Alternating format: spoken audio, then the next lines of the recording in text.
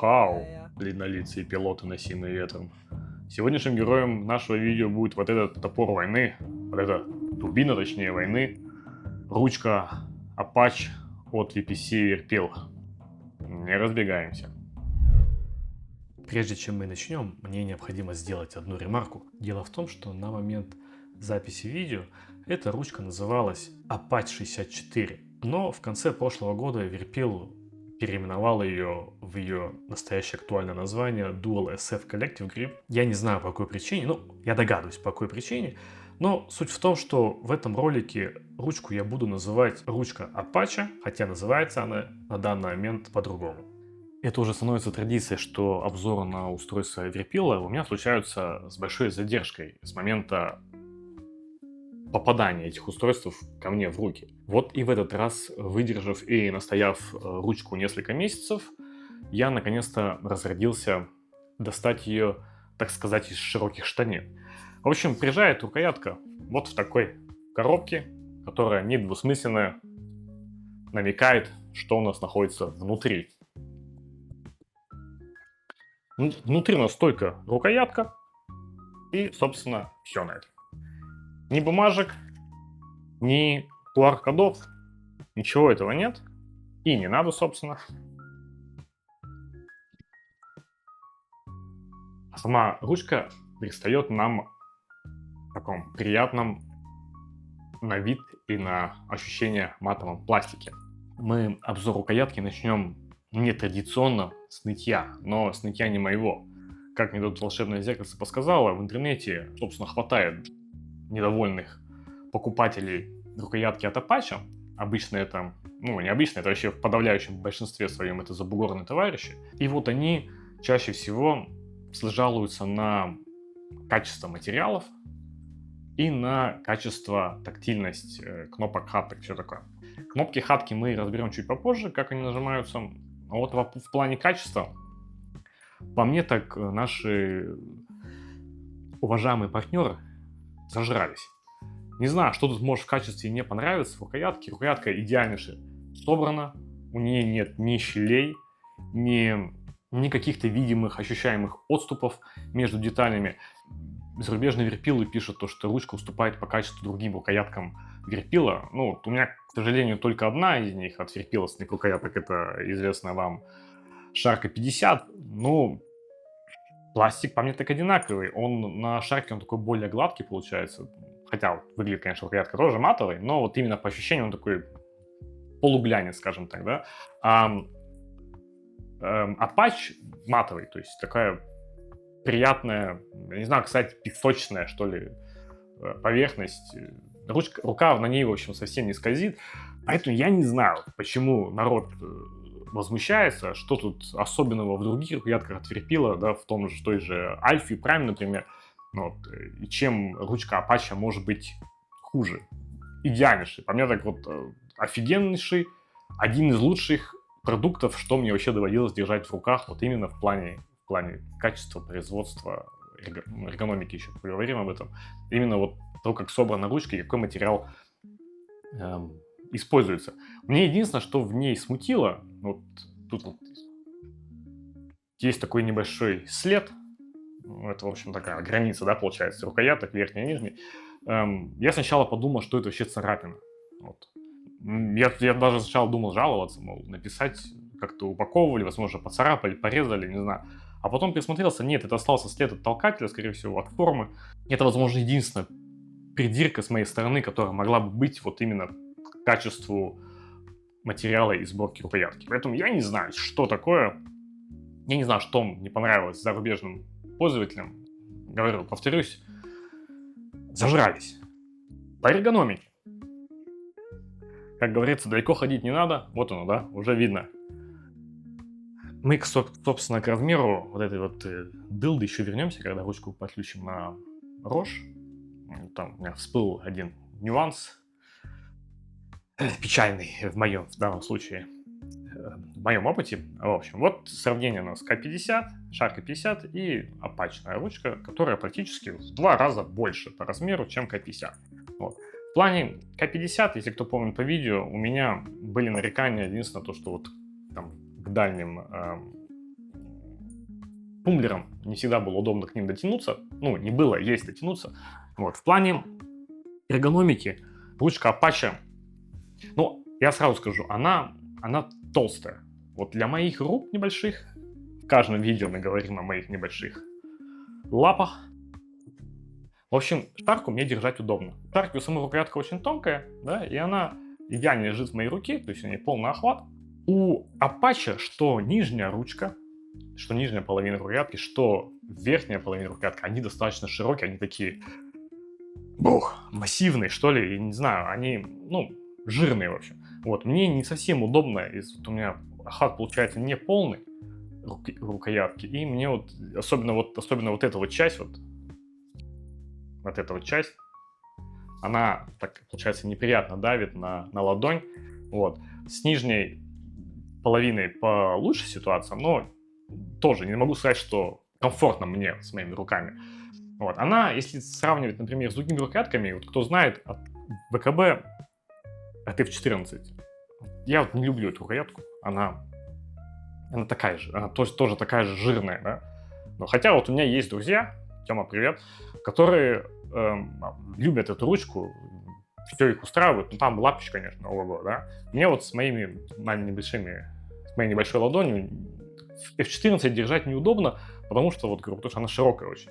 И то же самое получается и с ручкой Apache. Вот. В плане дотягивания, в плане эргономики, да, я дотягиваюсь вот кроме как до верхней хатки, вот до нее неудобно. И до нее нужно руку отрывать от положения занятого, чтобы дотянуться. Хотя вот если использовать чисто нижнюю шашечку, то вполне возможно, вполне, может быть, даже удобно будет работать. Так, под мизинец кнопка нажимается сложновато. Ну, об этом мы еще поговорим, когда поставим ручку на рожь. Так, нижняя рукоятка. Пам-пам-пам. На нижней рукоятке неудобно дотягиваться до правой хатки под большим пальцем. И до тумблера я вообще не дотягиваюсь. До тумблера сложно мне дотянуться. Прям надо руку отрывать. Да что ж такое-то? Так рука и до кнопки под мизинцем удобно. То есть вот с моими размерами рук, тумблер вот это сложно до него добраться. Вот это немного доставляет сложности и верхняя хатка. Вот все остальные кнопки в плане достигаемости и, собственно, достаточно с определенным комфортом, ими можно пользоваться без каких-либо проблем. Давайте рассмотрим ручку вблизи непосредственно в плане сборки. То есть вот, несмотря на ее такую очень замысловатую форму, вот согласитесь, да, сложно не согласиться, что у рукоятки форма специфическая. В общем, несмотря вот на такую сложную форму, вот идеально просто все собрано. Ну вот тут вот можно, конечно, придраться немножко, тут такой микронный зазор получается между щечками рукоятки. Немного отличается по фактуре пластик лицевых панелей, где у нас надписи находятся, он отличается по фактуре от основного тела рукояток, он такой более глянцевый получается, чем основной корпус рукоятки. Вот. Но вот смотрите, опять же, на задней стороне идеальнейший стык, зазоров нигде нет. Тут опять же можно придраться к микронной разнице по высоте между лицевой панелью верхней части рукоятки и основным корпусом ручки. Нет, очень классная сборка. Шайба у нас металлическая, ну, собственно, классический вариант, да, классический типичный вариант для рукояток от Верпила. Кнопочки у нас то есть из всех органов управления у нас единственный металлический, это у нас вот этот тумблер. Вот, все остальное пластиковое. Все колпачки пластиковые, без какого-либо резинового эффекта. Даже вот эти вот миниатюрные кнопочки, они тоже пластиковые. Стик немного прорезиненный, даже немного проминается. Ну и можно сдавить его руками. Вот, все остальное пластик. Но ничего не скрипит. Нажимаю на ручку полностью, ничего там у меня нигде не поскрипывает. Все кнопки нажимаются без скрипов, попискиваний и прочих паразитных звуков. В общем, повторюсь, не знаю, что за проблемы у уважаемых партнеров зажрались. Ну и традиционно давайте перейдем к нашей постоянной рубрике «Прощай, гарантия». Несмотря на сложную форму рукоятки и какое-то нескончаемое количество винтиков. В общем, ручку оказалось разобрать достаточно несложно. Конечно, есть тут несколько таких специфических нюансов, но она разобралась у меня, то есть без какой-либо инструкции, скажем так. Внутри все очень чинно, все устройство ручки поделено на таких 4 блока, то есть непосредственно вот головы, половины рукояток и небольшие блоки с кнопками по краям. Что мне в ручке очень удивило, это вот этот вот поролон. Поролоновые прокладки приклеены на корпус рукоятки. Собственно, потому она такая тихая, в ней ничего не скрипит, не нажимается, смею полагать. Вот. Но, как видим, сборка при этом очень-очень чистая, аккуратная. Все сидит на минимуме шлейфов. То есть у нас, получается, каждая голова на двойном шлейфе. Вот. Ну, собственно, и соединены они, судя по всему, здесь у нас контроллер находится. Не буду врать, где контроллер. Минимум соединений, а значит, минимум причин чему-то порваться, обломиться. В общем, верпилу ставим однозначно плюсик, галочку в дневник за чистую, аккуратную сборку, которая, скорее всего, даже будет способствовать какому-то ремонту, возможному, если он будет вообще. Так, какие кнопки, тумблеры, хатки, качалки мы тут имеем? На верхней половине ручки у нас расположены 3 4-позиционных хатки, каждая с нажатием, один аналоговый стик с нажатием. Под большим пальцем у нас находится 2-позиционный тумблер с нажатием и также 2 тактильных кнопки. На нижней половине рукоятки у нас один 2-позиционный тумблер с фиксированным центральным положением, 4-позиционная хатка под большим пальцем с центральным нажатием и 3 2-позиционных кнопки-качалки, каждая также с центральным нажатием. Под откидными крышками у нас находятся 2 тактильные кнопки. На задней тыльной стороне у нас находится один курок на верхней половине рукоятки, плюс одна тактильная кнопка. И на нижней половине также одна тактильная кнопка, также под мизинец, и курок под защитным откидным колпачком. Колпачок без какой-либо привязанной к нему кнопки. С тем, что у нас колпачки под кнопками, у нас получается сколько их? 1, 2, 3 колпачка под кнопками никак не связаны, не имеют никаких своих кнопок, да, либо там осей. Я уже вижу с этим проблемы в ДКС, возможные. Мы в ДКС обычно на всех крафтах откидывание кнопки, колпачка — это отдельная команда, да, в настройках. Соответственно, у нас не получится просто так вот откинуть, нажать, и чтобы у нас сработала кнопка. Проверим попозже в ДКС, но я вот более чем уверен, что нужно будет как-то извращаться, чтобы эти кнопки у нас нажимались в игре. Мы сейчас даже для полноты картины, так сказать, сравним эту ручку с ее реальным прообразом. Посмотрим, насколько сильно она отличается и отличается ли вообще от своего прототипа. Ну и, собственно, как мы видим, ручка идентична оригиналу. Я, признаться, не буду даже сомневаться, если размеры, формы, пропорции рукоятки практически идентичны один в один с размерами оригинальной ручки. Вот из самого заметного, то есть, может голова только то, что она не такая вытянутая, вот, а во всем остальном один в один. Так, собственно, даже вот те же самые колпачки, различные защитные, они у нас все на месте. Тумблер аналогично. Мелкие мини-кнопки также, как и кнопки под мизинцы. Единственная разница в ручках, которую я вижу по чертежу, это то, что у верпила все кнопки, хатки и так далее, они имеют нажатие центральное. Вот. А на оригинальной ручке с этим центральным нажатием у нас только вот получается стик аналоговый, вот этот вот. И что у нас? И вот эта вот 2-позиционная кнопка с нажатием. Вот. Все остальные хатки, кнопки на оригинальной ручке Apache без центрального нажатия. Но, собственно, это, опять же, плюс для нас. Кнопок много не бывает. Лишнее центральное нажатие всегда может оказаться востребованным. Так?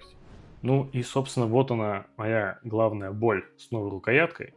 Если помните, я в видео о Стексе говорил, что я специально выбрал версию Mini Plus, потому что вынос у него у руда небольшой, и тем самым мне руд не мешает ходу Роша. И если с ручкой Shark 50 мы этой проблемы не имеем, то с рукояткой от Apache, собственно, пам, уперлись. То есть все мои планы и расчеты со Стексом Mini пошли по букве P при установке ручки от Apache. Она, к тому же, еще очень тяжелая.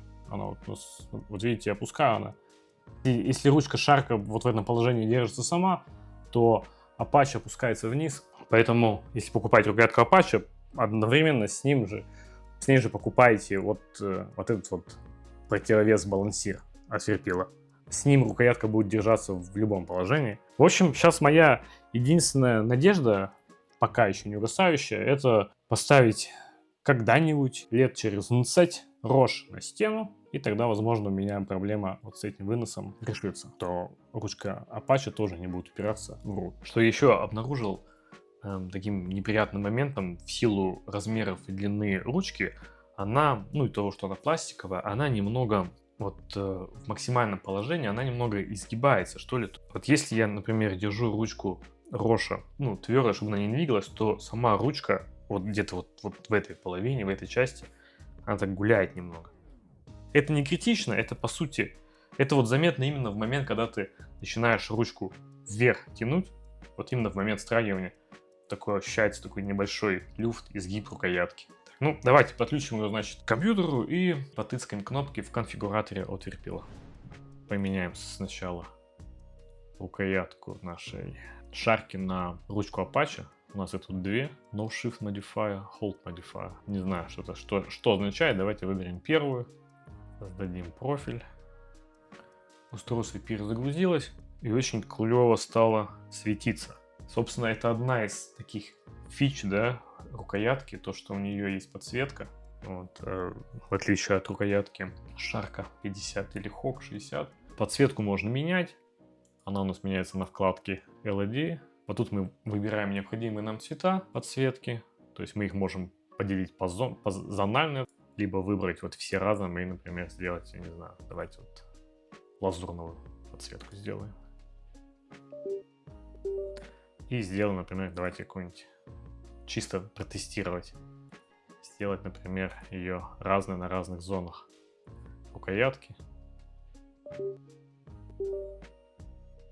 Вот, я надеюсь, видно на видео, хатка ТАЦ, у нее стала красная подсветка, вся остальная подсветка осталась лазурным цветом.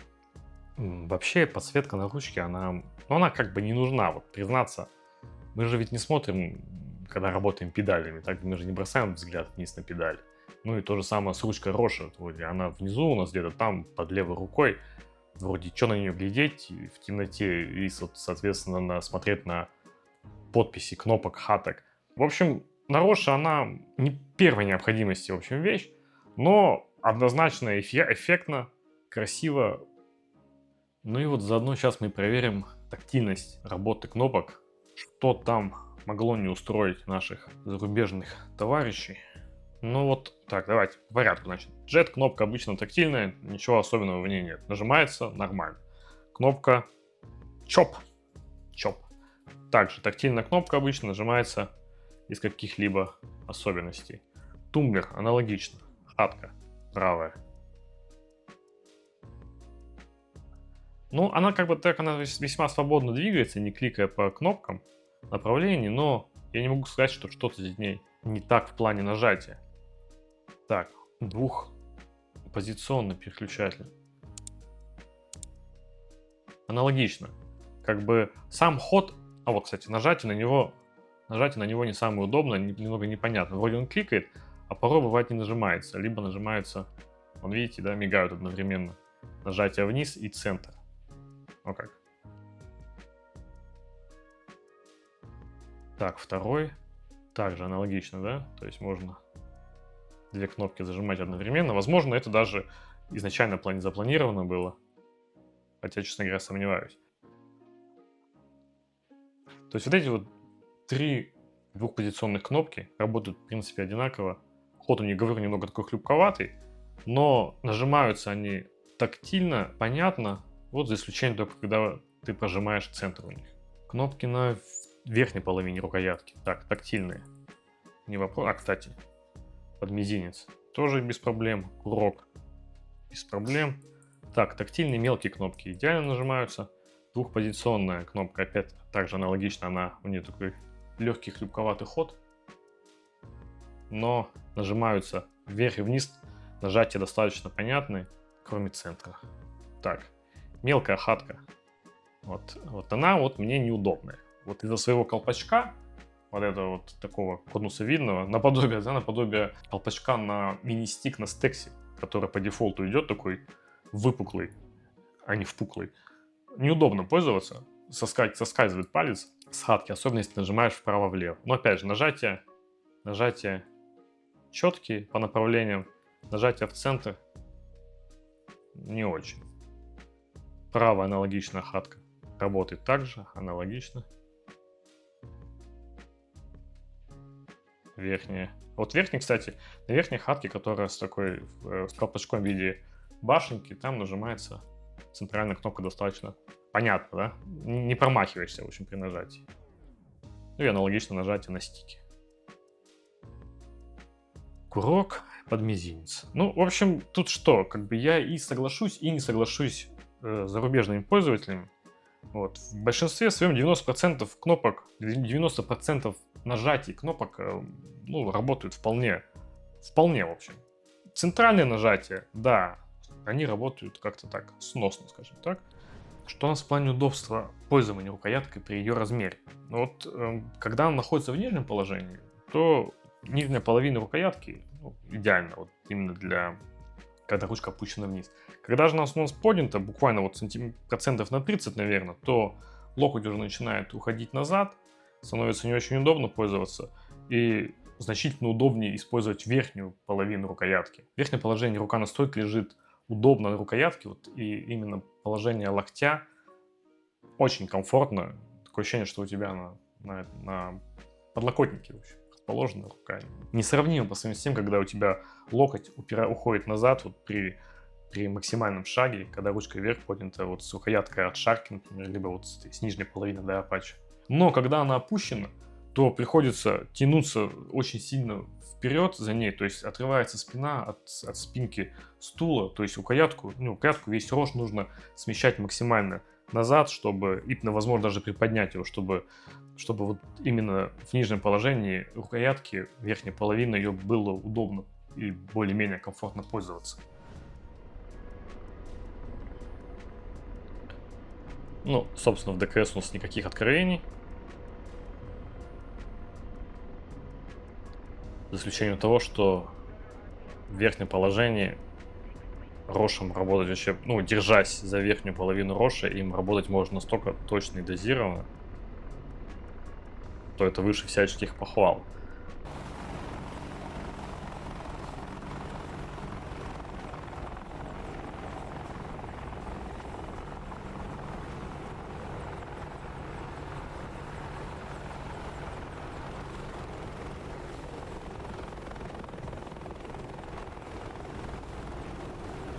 Сейчас проверим, давайте мы вот колпачки эти, мои подозрения на работу этих кнопок под колпачками. Сейчас мы давайте поменяем миссию, где мы на земле будем стоять, чтобы не отвлекаться на управление вертолетом. Так, вот они наши колпачки. Они у нас никак, кнопками сами не открываются, не откидываются. Давайте глянем настройки управления. Это у нас будет этот нижний хват. Так, ну вот он счоп, это у нас вот этот правый, получается, колпачок красный, и аварийный сброс, это у нас вот этот джет желтый. Ну и, собственно, вот что я имел в виду, крышка выключателя, защитный колпачок. То есть кнопку, скорее всего, нажать просто так не получится. Давайте сейчас мы ее зададим. Нет, давайте мы под аварийный сброс, как раз будет видно. Так, аварийный сброс. Включить-выключить. Вот так сделаем. И заодно поставим сразу, например, клавишу какой-нибудь J под Jet на клаве. Проверить. Так, ну вот, нажимаем Jet. И у нас логично ничего не сбрасывается. Нажимаем J. Типа мы откинули крышку. Она у нас откинулась. Логично. И скинулись под вес. В общем, я тут вижу вообще две проблемы. Первое, то, что мы не можем никак назначить непосредственно на крышку. У нас крышка на роше не работает как кнопка. То есть нужно что-то назначать отдельно под это дело. И мы не можем непосредственно перед взлетом вот эти две крышки откинуть мышкой, чтобы они у нас все время были подняты. В общем, надо будет немного как-то извратиться, придумать, как. Может, через какой-нибудь макрос. Я софт Верпила не очень хорошо знаю. Может, какой-нибудь макрос, типа, нажимаешь кнопку, у тебя сначала срабатывает откидывание крышки, а потом нажимается кнопка. Вот это вот, наверное, было бы наиболее идеальное и оптимальное устройство в данном случае. Но это надо потестировать. Пишите в комментариях, кто и как решил эту проблему на Apache, у кого уже эта ручка подрожь имеется в наличии. Итак, что мы имеем? Уникальное и универсальное устройство, поражающее воображение и поражающее пальцы своей конструкцией и формой. Но буду откровенен, если бы у меня на выбор дала всего одна ручка, я бы задумался бы о целесообразности покупки рукоятки Apache вместо, например, рукоятки Sharky или Hawk. И главной причиной этим сомнением был бы размер этой ручки. То есть ей мало того, что нужно много свободного пространства именно для хода Роша, но еще и из-за ее размеров всю базу Роша нужно вынести достаточно далеко назад по отношению к стулу. То в каких-либо компактных летных условиях, скажем так, может быть определенным головником. Поэтому при выборе этой рукоятки хорошенько поразмыслите над этими ее, скажем так, особенностями. И прикиньте, насколько удачно вы ее сможете, или не сможете, прикрепить к стулу, либо к кронштейну так, чтобы ей было удобно пользоваться. Ну а в остальном шикарное устройство. Удобно держать, удобно пользоваться, дофига всяких кнопочек, хаточек, стики, тумблеры. То есть это одна ручка, она может покрыть, я думаю, потребности любого вертолета в том же ДКС. Есть, конечно, у нее некоторые слабые звенья, как то не сильно внятные нажатия некоторых хаток, и то, что корпус ручки прогибается при работе ею, но все это нивелируется функционалом рукоятки.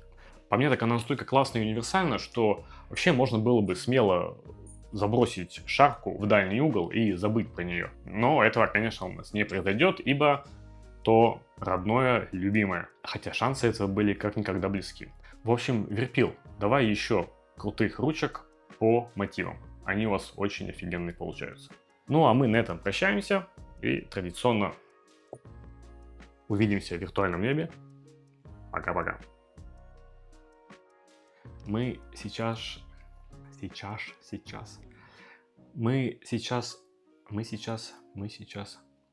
знаете,